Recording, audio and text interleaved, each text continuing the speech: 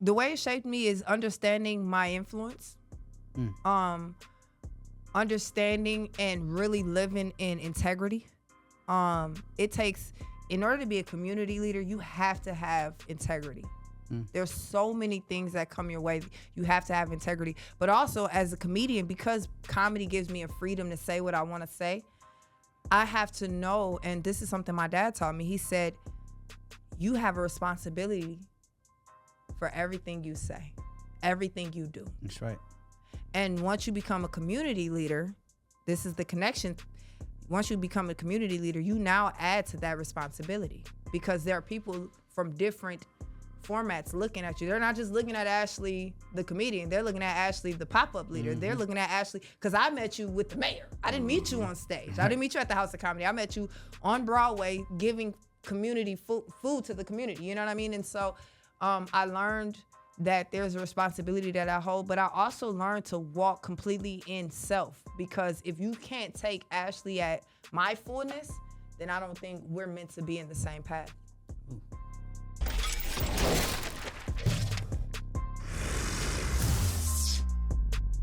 What's happening? It's Gator.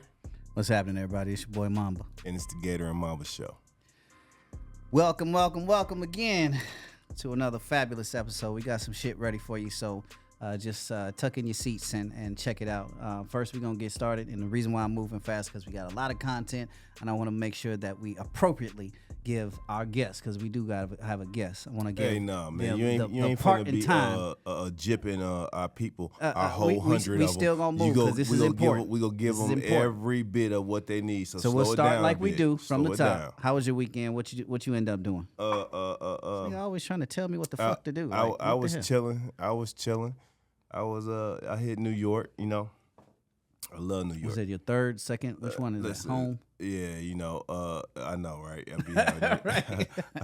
I be having these places I be ducking off to, but New York is just one of them situations where, you know, maybe in another lifetime I lived there real tough, you know what I mean? I was like New York strong, you know what I mean? Like New York, I was so New York that it passed over to this lifetime. And so gangs in New York ass. Yeah, just a New York nigga, you know what I mean? Just period, you know. It ain't really nothing else to say about that, because I'm about to hit it again next week. So what's your dive with New York though? I just told you it's in my spirit, man. Just that's it. It's in my spirit. I just love everything about it, every bit of it. Oh, all right. Well, tis what it is. You got what you like. Well, let me tell you about mine. So I had an experience, if you will. I went to an experience. Wait a minute. Kind of elaborate. What the hell is an experience? Well, if you let me talk, Did you sniff some cocaine? Absolutely not. Okay, well, what's the experience, nigga? Kind of off That's Molly kind of fucking drastic. Off Molly for the whole weekend, running around naked in the hotel just in your drawers. Doing drugs. What kind of experience? So if you shut the fuck up and let me get into it. You sound aggressive, man. So my right now you fucking up my experience. I learned from it. Now I'm retracting back from my experience. I'm just saying, because it don't sound like you had an experience to me. So anyway, check it. So I went to something called the Salt Caves. And the Salt Caves, they got Himalayan salt all across the ground and stuff. They got Himalayan salt on the walls, and it's just you surrounded by salt, if you will, specifically Himalayan salt. And I learned, obviously, that salt is a electrical conductor, so it's an energy conductor.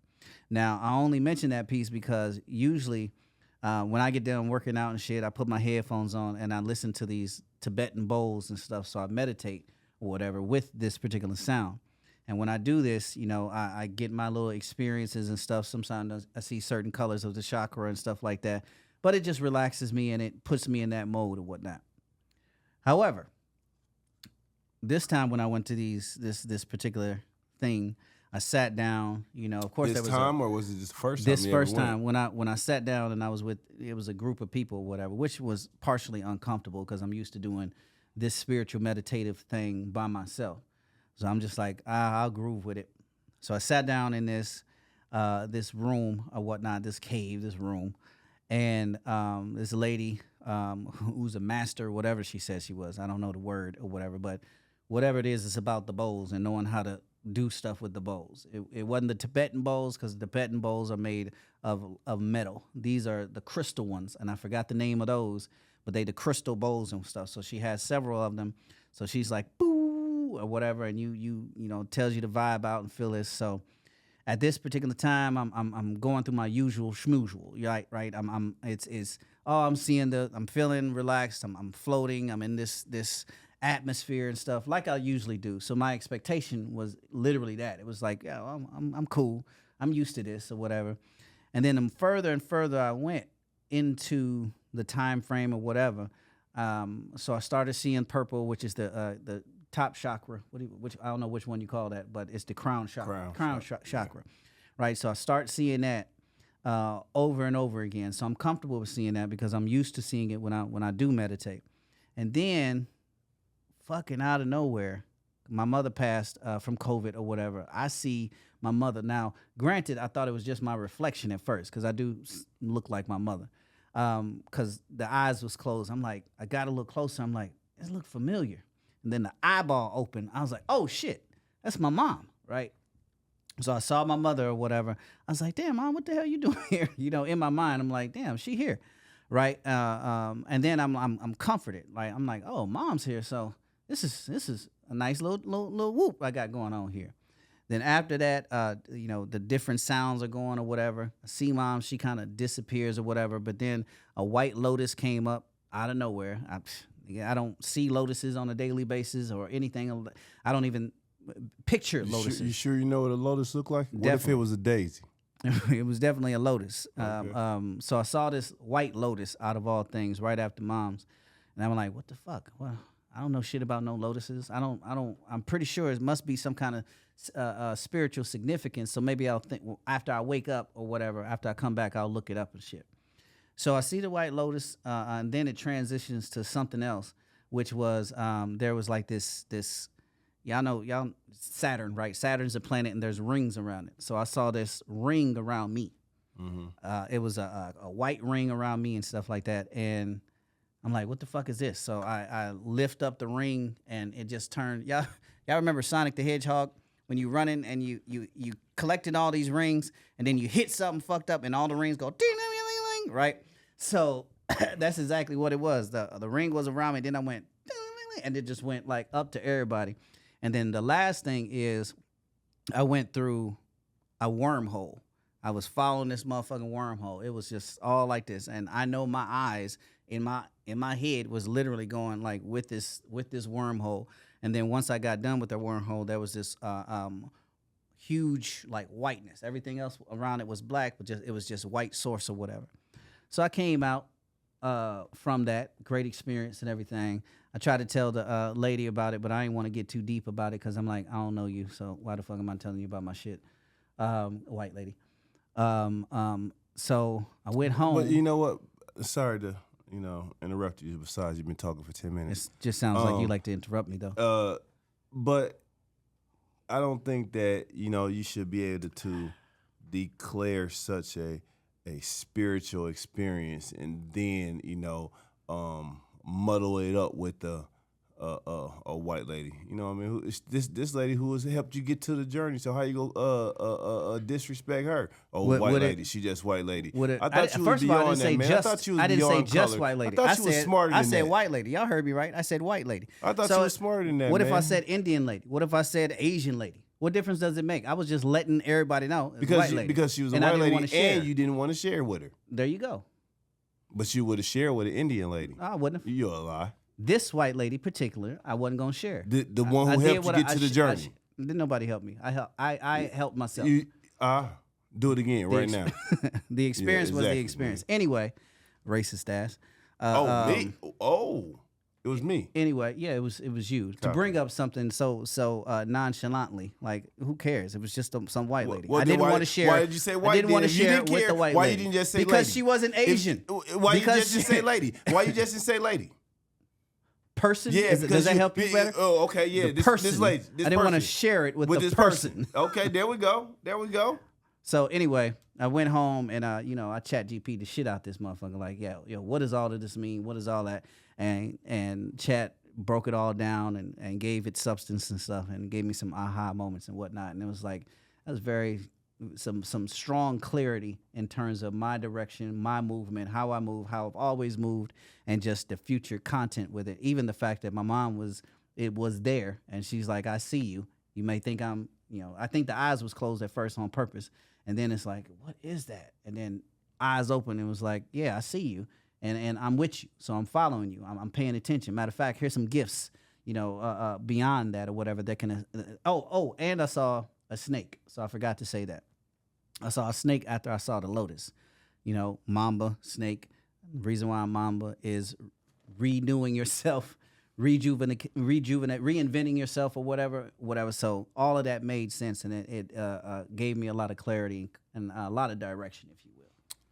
Do you think it's possible that you can make a connection for the younger viewers who, may be fully religious and not really understanding that this is a spiritual type of experience, and that you don't want them to think that you're a witch doctor or this crazed lunatic that goes to other realms at will and do things. Although you can, but however, for the ones who want to get there, you gotta give them some type of connection and path to get to there, because you ain't just going to the salt thing and have an experience without have some prior understanding of your spirituality. Is that correct?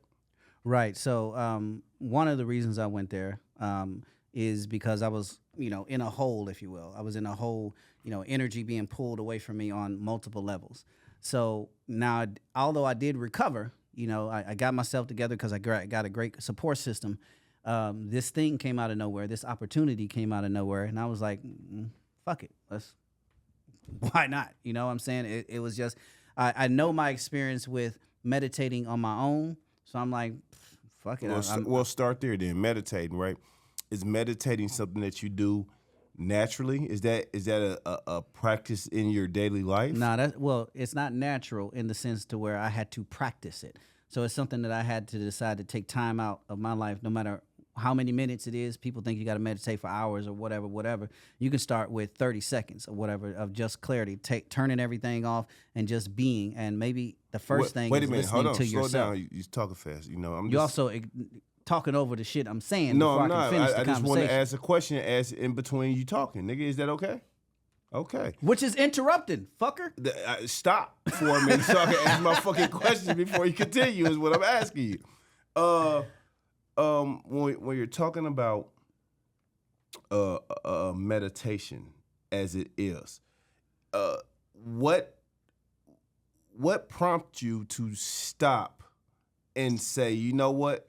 Because I know that because we spoke. I know you was raised Christian like I was, right? Mm-hmm. So what told you, I need to just stop and just slow everything down around me, you know what I mean? Because this is what meditation is, right? Mm-hmm. It ain't no incantation or no this is just slowing everything down as slow as you can to give a minute to yourself to breathe, to think, to relax, right? There's a two-factor with me. I learned how to do so with studying martial arts, but I also paid attention in terms of growing up Christian church or whatever. They say be still, right? We all be busy, so busy. God, can you do this? God, can you stop this? God, right? We always busy talking to God, right? But I don't really never hear nor see people just sitting down and be like, let me just fucking listen to if there is an answer. Because I'm so busy asking, I'm so busy talking, but you got two ears and one mouth for a reason. You so busy doing this, but you ain't paying attention to the inner listening aspect or whatever, because we busy moving, because society says if you don't get that answer right away or whatever, just keep asking, keep moving or whatever. So in church, they say sometimes you just need to be still. And that's exactly what it was. It was, okay, this is a moment to be still. And so you're connecting religion and spirituality.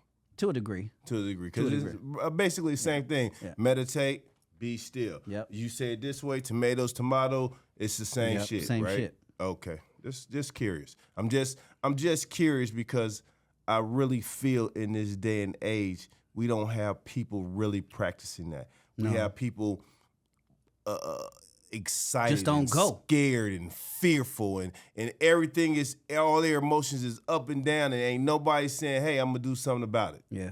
We got people living in the future and we got people living in the past, but ain't nobody living in the present. Meaning in the future, everybody thinking about, that's anxiety, right? You're always thinking about what could be, what should be, what may not be, or whatever, all in your head when ain't shit happened yet. You still in this moment, but you creating these whole variables and scenarios that ain't nothing happen, which you ain't paying attention to today. And Just keep putting barriers in front of yourself. Keep putting barriers, which nobody else does but you. It's your own barriers. Right. And then you got depression. So depression is about the past. Because you can't get past the barriers that you set up. Right. Yeah, or someone else set up. I'll be depressed. No, it's just you. It's just you, right? Because what I found out is that you control everything. Yep. And so, if it's happening, it's because you want it to happen. And when it's not happening, it's because you don't want it to happen anymore. That's as simple as that, right? And I know people say it ain't simple as, well, then try it. Just try it. Try it, then. You're already doing it on this aspect on purpose. So try to do something different and just try to do this and see what happens. You'll figure out, oh, I'm in control of everything. All right. Good shit. We actually have a guest today. And I've seen the guest live. And wait a minute. See, this might as well be called the interrupting show. Like what the fuck? Do we have a guest? What do you mean? Why we have a guest? Well, I mean, what's the theme of the guest? No, you answer your own question. I mean, what's the theme of the why guest? We have a guest, nigga. We have a guest all the time. Okay, but why? This time for what? Well, specifically, and for what reason? we have a foundation. I know y'all be seeing the thing on the sign that says "Still Can't Breathe."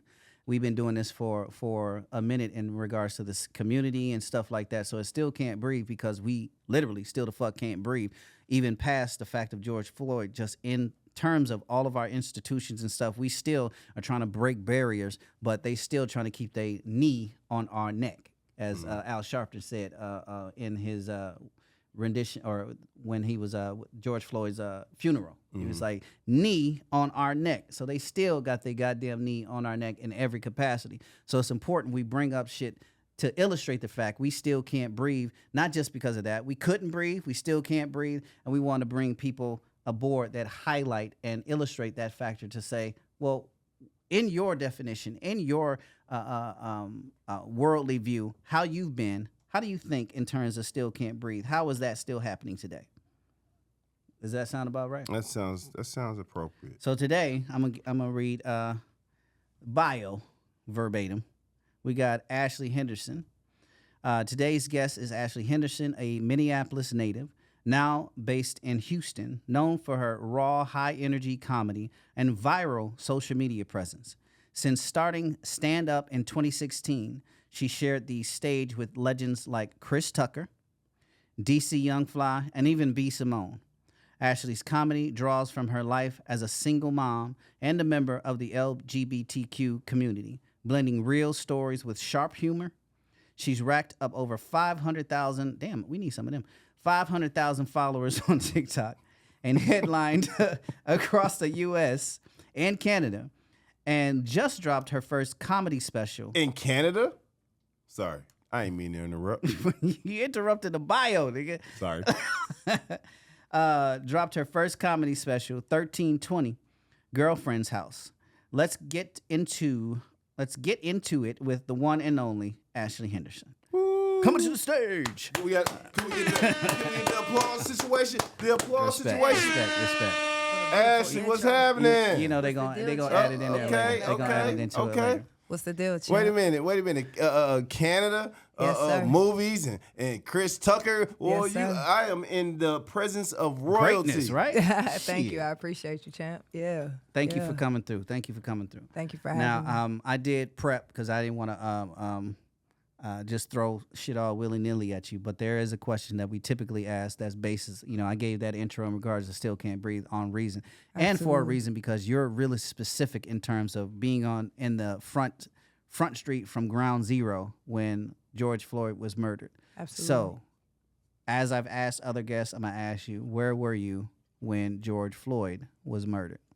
the day he was murdered, I was actually finishing up quarantining. I just got COVID right before that. And so that was like my last week of quarantining. And so the first week that everybody was protesting and everything, that, you know, because he died early in the week and then everybody began to protest, I couldn't go outside because I didn't want to risk anyone's health or anything like that, even though they had already cleared me. So that second week, I was like, I called my cousins. I'm like, come get me, let's go, you know? And so when I went to protest and everything, I was riding in the car and I was like, yo, the air is filled with smoke. I could barely breathe. You know, no pun intended, right? Right. And so I'm like, how am I being helpful by being just another body out here? And so I asked my cousin, I'm like, y'all, what helps this smoke? Because, you know, the police were doing gas and all that stuff. I'm like, what helps this? And so they were like, milk of magnesia. I think I asked social media, which I have a huge platform on, you know? And so I was like, well, forget it. This, instead of going out there and marching with everyone, we'll get milk of magnesia for everybody that's being gassed and maced. And so I took money out of my own account, and then I had social media. I let social media know on live this is what I was doing, and people started sending me money on my Cash App. So I took all the money. I went and got milk and milk of magnesia for everybody that was protesting. And then that's a lot of damn milk of magnesia. Yeah, we couldn't breathe. Yeah. Literally, we couldn't breathe, right? Yeah. And so this was throughout Minneapolis and St. Paul. Everybody knows I'm a North Side baby if you know me. And so once the riots began to happen, the North Side was attacked, right? The North Side was hit. I don't want to say attacked, but it was hit. And they knocked Cubs out the water. Cub Foods, we couldn't operate our Cub Foods. Yep. And so I went on Broadway and I went to go clean up Broadway. We were riding down Broadway, actually going to another we were heading to Cub Foods. That's when we found out Cub Foods wasn't operating at the time because of the riots. And so on our way to another grocery store, which was Hy-Vee, I was like, yo, the North Side looks a mess. Let's come back and clean up. I'm talking to my aunt and uncle at the time. And so we come back to clean up, and while I'm sitting in one of the parking lots, it was actually the U.S. Bank parking lot over on Broadway, I was like, people got to eat. We got to eat. There's people that don't have a ride to Hy-Vee. Hy-Vee is expensive.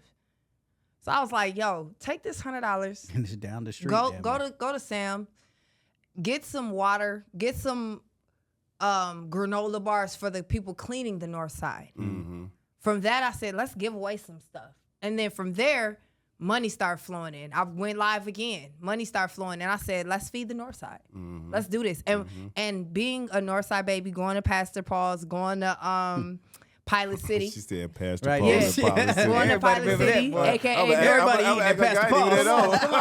Come on. I was raised, my mom died when I was at an early age. My mom died when she was 27, I was 7, so I was raised with my grandmother, right? So I didn't get to do the mom being raised, a young mom eating I had to do the food shelves with my granny. Even though she had the money, she was living like she was broke so she could keep her money to go to Mystic. You know what I'm saying? You know, she wasn't going to spend that Mystic money. So we went to Pastor Paul's. We went to Pilot City at the time. We went to go get these foods. And so I remember how I felt at that time. So when I started the pop-up, which was Northside Emergency Resource Pop-Up, myself and then I had a great team, that helped push that vision in that moment, in that very thought, like, we got to feed the North Side. They were right there. Everybody that was cleaning the North Side at the time was like, I'll help you push this.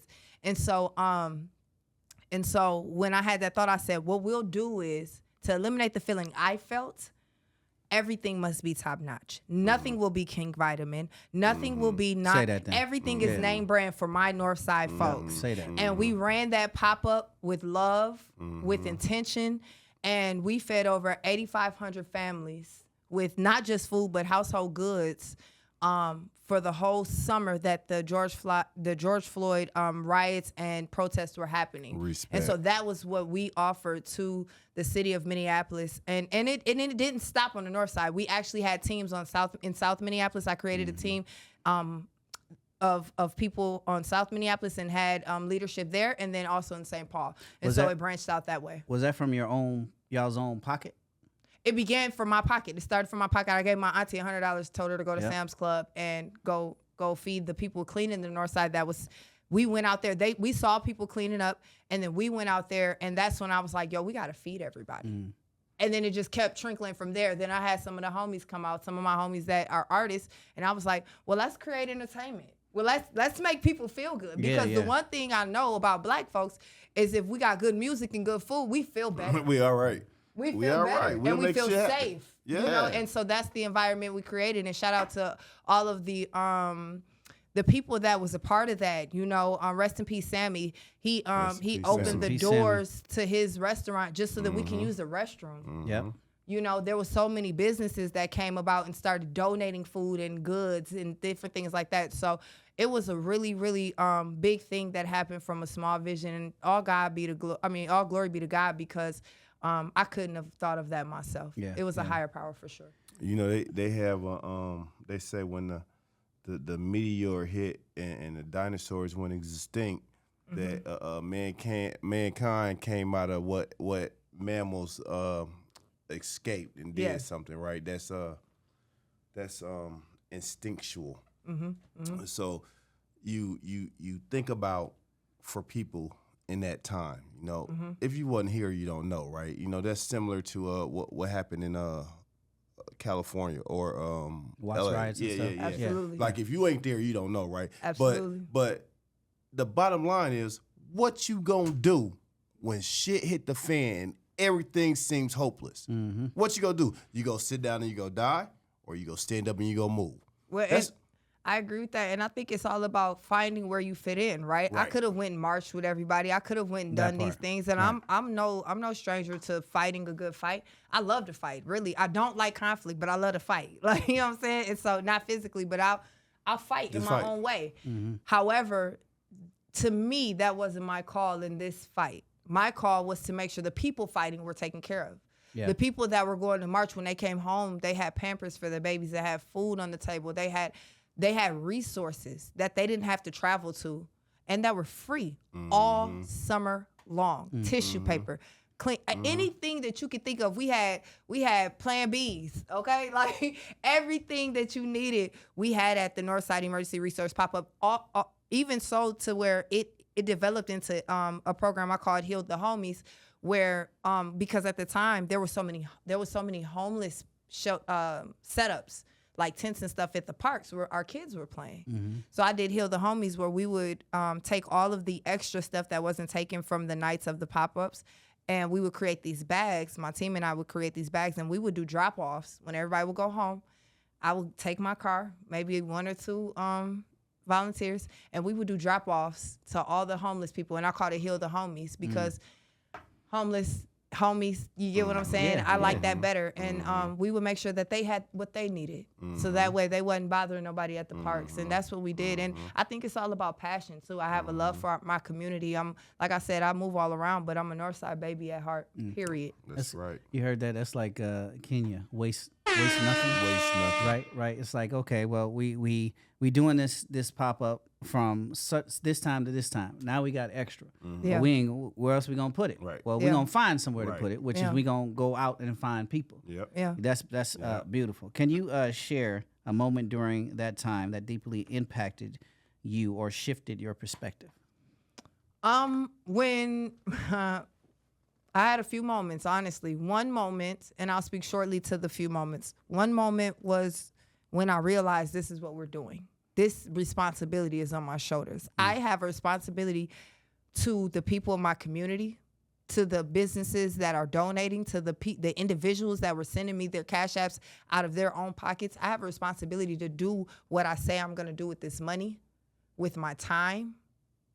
I have volunteers who are depending on me, so I need to be on time. I need to be where I say I'm going to be. I need to have a plan. And so that was one moment where it was just like, show up and show out as an individual, and everybody will do the same for you. Yeah. And I impressed myself, and to God be the glory for that. Another moment I had was when people of the community, programs of the community, not the people, but the programs of the community started coming about, and I noticed the difference between people that have a heart for their city and people that have a heart for the money that's in the city. And so I asked myself who I wanted to be in that moment, and I made that decision. And when my time was done, I got out. Even though I seen what the possibilities are, that wasn't where my heart was. And so I made sure that my focus and my goals were in alignment with what God needed for me at that time. Did you feel like over time that the reasoning on maybe pulling out and changing perspective, if you will, was that you started to see something different as opposed to what you initially got into it for? Well, my belief in God and just where I stand with God, I understand Him in a different format, and I understand that that God moves in seasons with us, with humans. You know what I mean? Some things are for a season, some things are to last longer than others. I felt like when my season was done, I knew it. I didn't try to stretch it. I didn't push it further. I heard that. My season was done. Had I gone further, it would have been for something other than what I was purposely here for. And that's what that was. Yeah. Well, you say that you learned about yourself during this process. Did that add to your success? Because I believe then a lot of us learned about who we really were. That's why I spoke about the comment, right? Because you don't know who you are at that moment. Till you're forced to learn. But from my perspective, from what I seen was a lot of people dying of COVID. A lot of people dying. So it's in my mind, it's uncertainty of who's going to die next. You know what I mean? And then you got these riots that has now rumbled over the whole country, right? So now, you know, in Minneapolis, police quit. You know what I mean?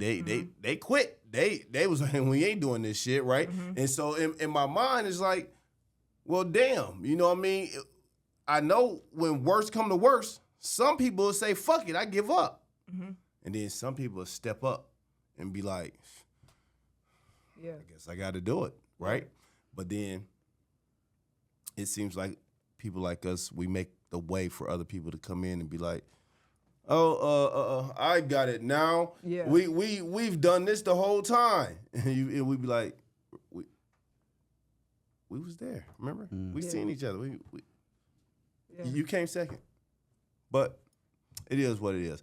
I just like the perspective that people can surprise themselves and turn out to be this super person that you never thought was possible until you put to the limit.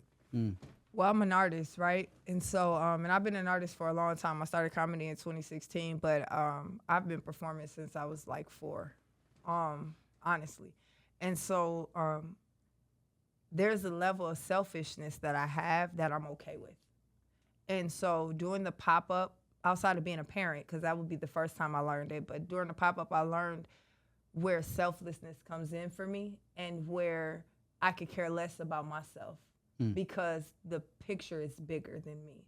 I really, really started to see that in myself and how much team building and seeing others thrive is important to me. And I've also learned how to balance when it's that time and when it's time to focus on Ashli as well. Nice. So that's what I've learned in that process about myself. That's one of the bigger things.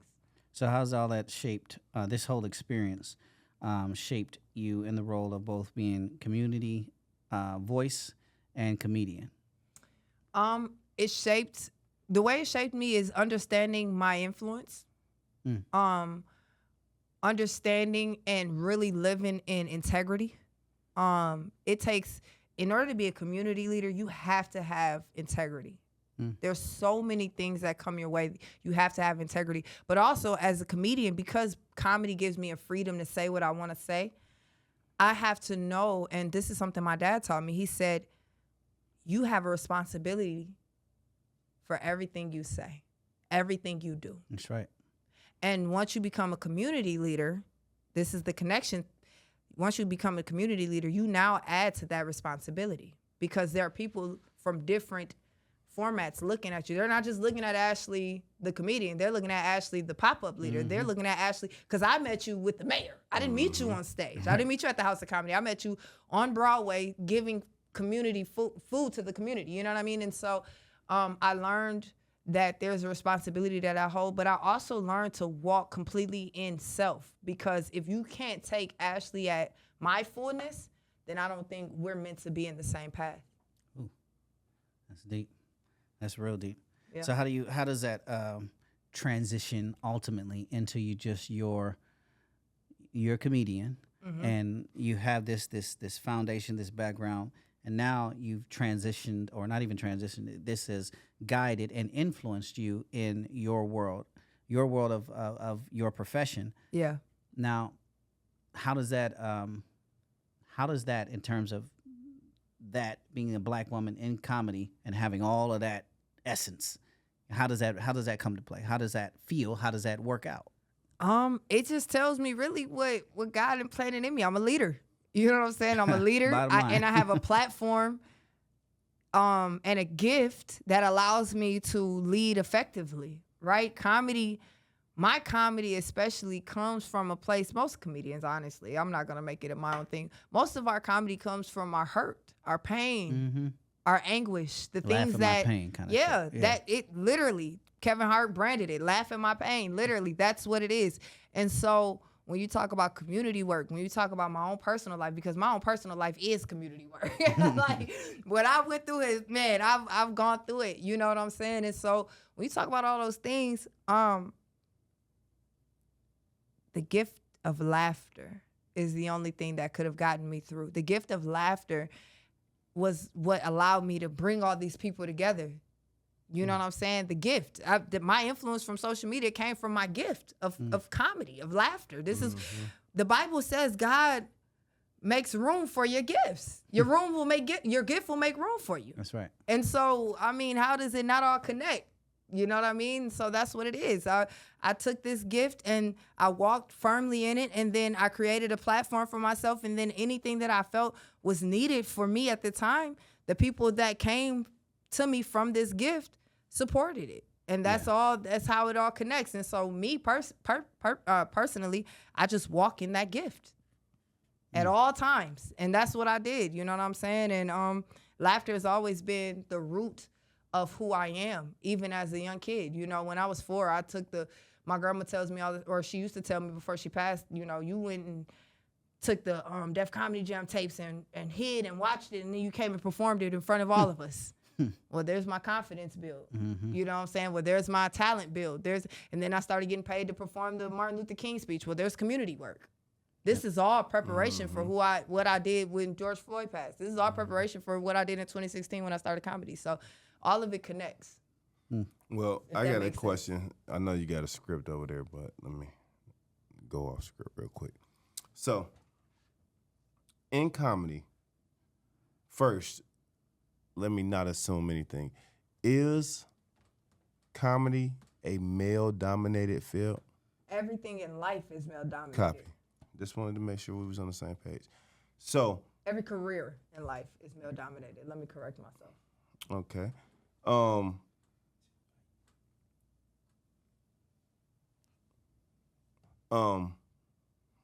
You got in trouble, didn't you? I did.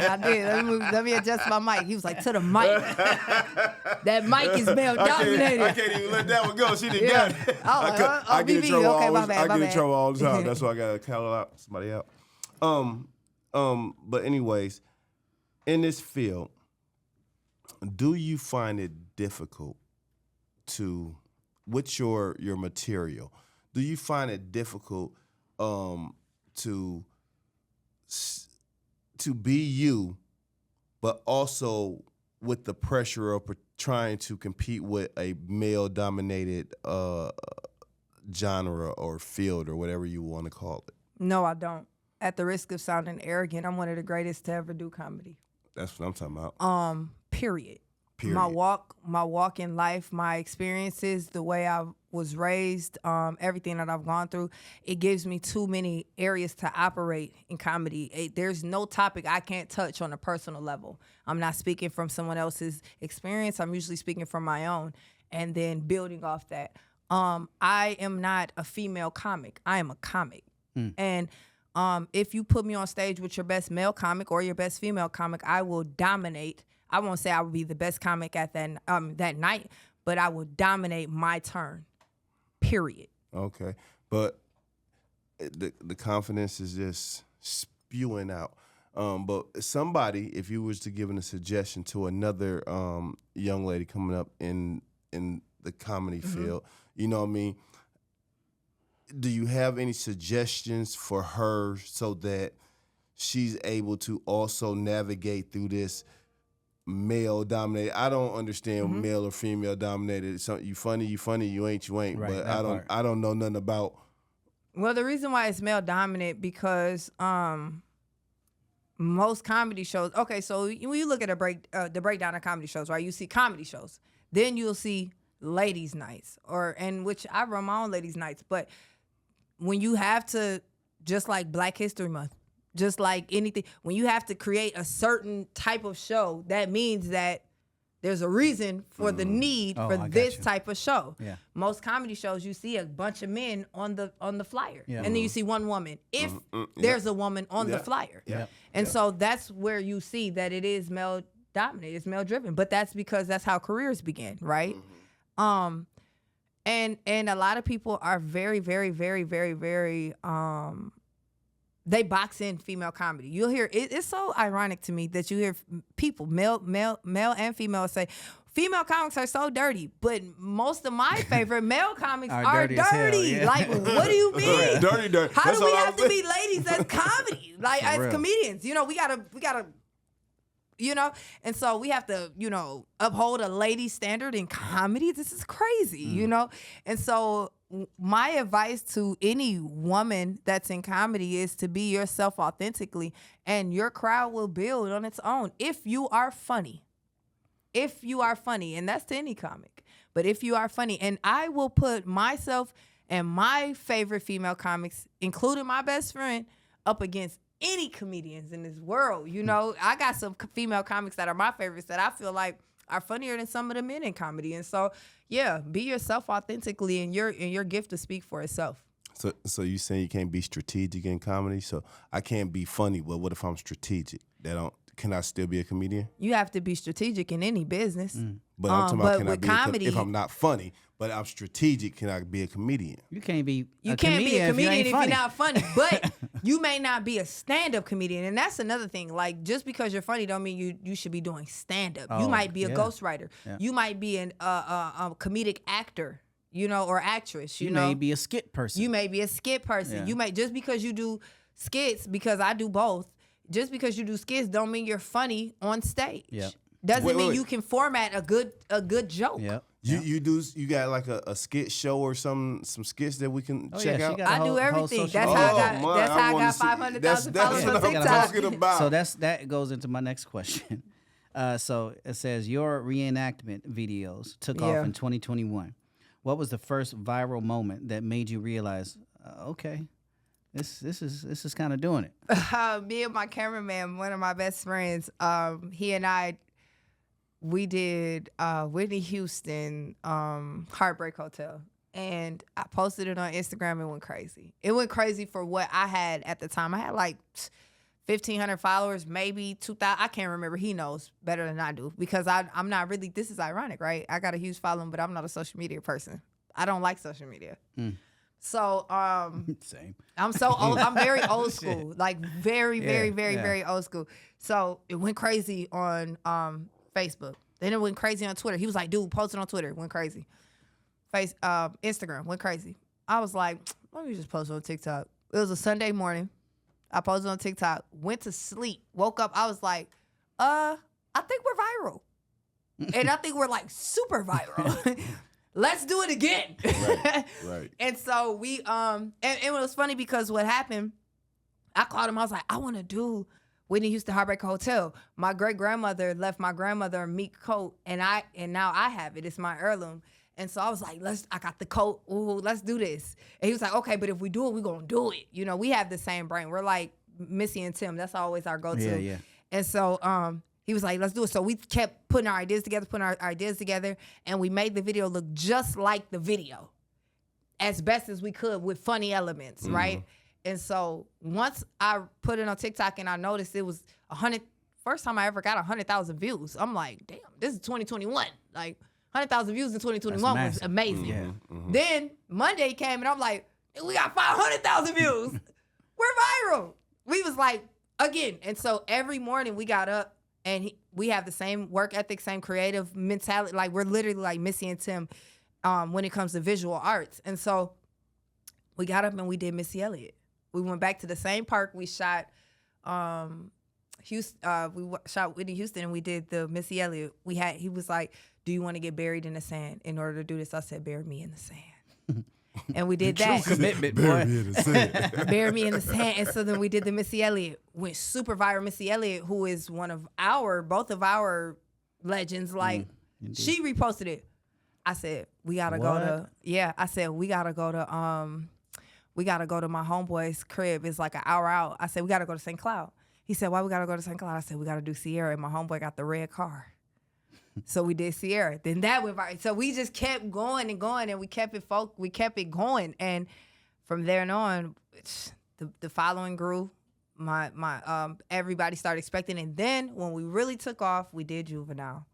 We did Back That Ass Up. And we made the north side of Minneapolis look like Louisiana. We went and rented smoke machines. We went and got all the outfits. We made underneath Olsen Highway Bridge look like we were in Louisiana. And that's when it went stupid. Is it creatively, is it difficult to try to reinvent the wheel? Like you went viral once. Now trying to stay atop of that, is that like chasing that? Is it difficult? We weren't chasing that. We were doing what he and I have been doing for a long time. Like this is my friend for so long. He's my cousin. Like he's the only friend that's in my cousin group chat. Like that's how we're literally like yin and yang. He's my soulmate. That's not that's platonic. It's a platonic relationship, right? And so when it comes to him, when we met the second time, it was an instantaneous connection. And so we've always had the same love and the same laughter for the same things. And that's all we put online is we will remake these videos at the crib, just like when you would do with your cousins and you doing back in the day. Yeah. Hell yeah. We did this all the time. Yeah. And so on social media, and this is funny because we were doing a thing called Twin Tuesdays before going viral was a thing. But we were doing it with the people that we knew, right? And we were going viral in our own little community way. And so once this became a thing, it was like, this is just us kicking it. That we wasn't chasing no views. We was just like, the people love what we laugh at regularly.